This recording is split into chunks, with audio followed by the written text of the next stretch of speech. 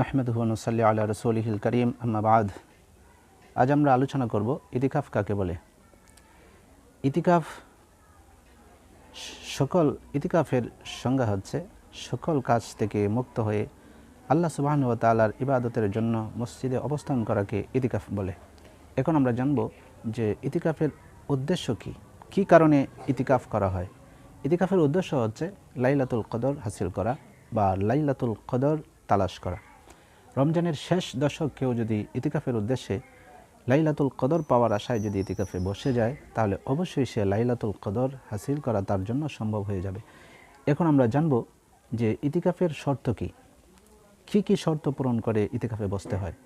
ইতিকাফের শর্ত হচ্ছে, প্রথম যে শর্তটা হচ্ছে সেটা হলো যে মুসলমান হওয়া। 2 নম্বর হচ্ছে তাকে জ্ঞান থাকা, অবশ্যই তাকে জ্ঞানবান হতে হবে। কোনো পাগল, কোনো মাতাল, কোনো আকলহীন, জ্ঞানহীন মানুষ যদি বসে তাহলে তার ইতিকাফ হবে না। তাকে অবশ্যই মুসলমান হতে হবে অথবা তার জ্ঞান থাকতে হবে। আর 3 নম্বর হচ্ছে বড় নাপাকি থেকে পবিত্র থাকা, তাকে অবশ্যই পবিত্র হয়ে এই ইতিকাফে বসতে হবে। 4 নম্বর হলো যে মসজিদে ইতিকাফ করা।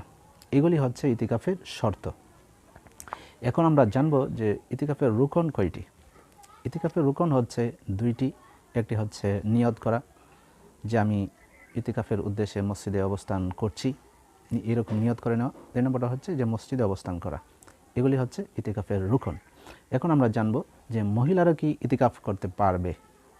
হ্যাঁ, মহিলারা অবশ্যই ইতিকাফ করতে পারবে।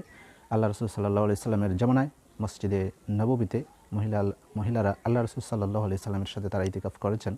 এখনও মহিলারা ইতিকাফ করতে পারবে যদি সেই পর্দার ব্যবস্থা থাকে, বাড়িতে পর্দার যদি ব্যবস্থা থাকে, সেই অবস্থায় তারা ইতিকাফ করতে পারবে। এখন আমরা জানব যে কি ইতিকাফরত অবস্থায় কি কি কাজ করা যাবে না।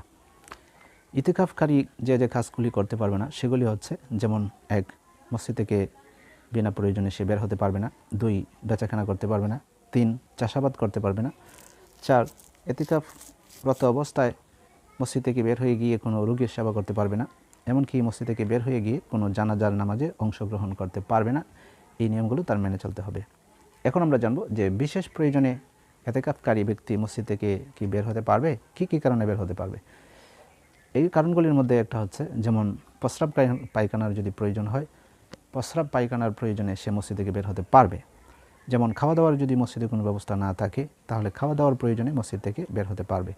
তারপরে হচ্ছে পবিত্রতা অর্জনের জন্য সে মসজিদ থেকে বের হতে পারবে। অন্য কোনো প্রয়োজনে সে মসজিদ থেকে বের হতে পারবে না। এখন আমরা জানব যে ইতিকাফকারী ব্যক্তি কী ধরনের ইবাদত করবে। যেমন ইতিকাফকারী ব্যক্তি অবশ্যই 5 ওয়াক্ত সালাত তো তার আদায় করতেই হবে।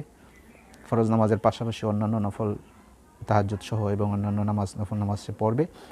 তারপর 2 নম্বর হচ্ছে যে কোরআন তেলাওয়াত, বেশি বেশি কোরআন তেলাওয়াত ইতিকাফকারী ব্যক্তি। 3 নম্বর হচ্ছে যে জিকির করা, বেশি বেশি জিকির করবে। 4 নম্বর হচ্ছে তওবা করা, বেশি বেশি তওবা করবে। 5 নম্বর হচ্ছে দোয়া করা। 6 নম্বর হচ্ছে দুরূদ শরীফ পড়া, আল্লাহ রাসূল সাল্লাল্লাহু আলাইহি ওয়াসাল্লামের উপর দুরূদ শরীফ পড়া। 7 নম্বর হচ্ছে ইলম চর্চা করা। এই কাজগুলো সে ইতিকাফরত অবস্থায় থেকে এগুলো মসজিদে বসে বসে এই কাজগুলো ইতিকাফকারী ব্যক্তি আদায় করবে। এখন আমরা জানব যে কি কি কারণে ইতিকাফ ভেঙে যায়। যে কারণগুলিতে ইতিকাফ ভেঙে যায় সেগুলোর মধ্যে 1 নম্বর হচ্ছে যে বিনা প্রয়োজনে মসজিদ থেকে বের হওয়া। কোনো ব্যক্তি যদি বিনা প্রয়োজনে মসজিদ থেকে বের হয় তাহলে অবশ্যই তার ইতিকাফ ভেঙে যাবে। 2 নম্বর হচ্ছে কোনো শিরিক বা কুফরি কাজ করা।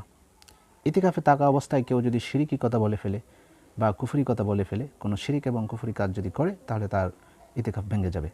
তারপর 3 নম্বর হচ্ছে পাগল বা বেহুশ হয়ে গেলে ইতিকাফ ভেঙে যাবে। তারপর 4 নম্বর হচ্ছে নারীদের হায়েজ নিফাস শুরু হয়ে গেলে ইতিকাফ ভেঙে যাবে। 5 নম্বর হচ্ছে স্ত্রী সহবাস বা যে কোনো প্রকারে যৌন সম্ভোগ করলে তার ইতিকাফ ভেঙে যাবে। আল্লাহ সুবহানাহু ওয়া তাআলা ইতিকাফের নিয়ম পদ্ধতি মেনে যথাযথভাবে ইতিকাফ আদায় করার তৌফিক দান করুন। আমিন। ওয়া আখিরু দাওয়ানা আনিল হামদুলিল্লাহি রাব্বিল আলামিন।